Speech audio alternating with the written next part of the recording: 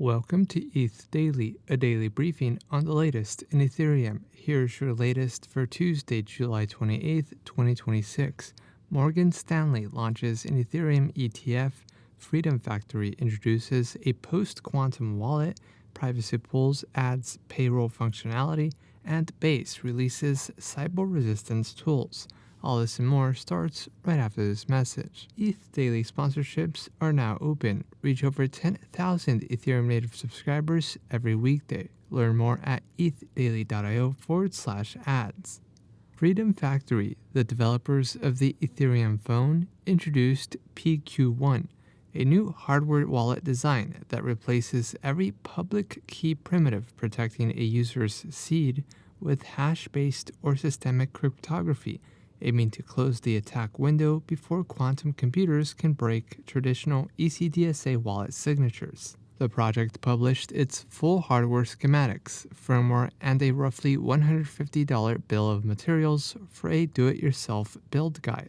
All transaction signing uses a stateless hash-based scheme whose only underlying assumption is SHA-256 rather than lattice-based alternatives.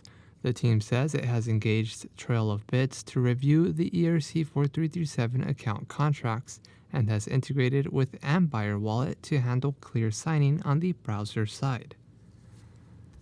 Morgan Stanley Investment Management launched the Morgan Stanley Ethereum Trust, an exchange-traded product tracking ETH known under the ticker MSSE. The ETP carries a 0.14% expense ratio and will stake a portion of its ETH holdings, passing the staking yield through to investors. MSEE follows the Morgan Stanley Bitcoin Trust, which launched earlier this year as the first crypto ETP from a U.S. bank-affiliated asset manager. Morgan Stanley has over $2 trillion in assets under management. Privacy Pools, a privacy protocol on Ethereum, has added payroll functionality to its testnet version of its V2 protocol, letting teams run recurring on-chain compensation without exposing salary amounts or recipient addresses on public block explorers. Companies can add team member names, addresses, tokens, and salary figures under a new team tab, then execute payments as private transfers within the shielded pool.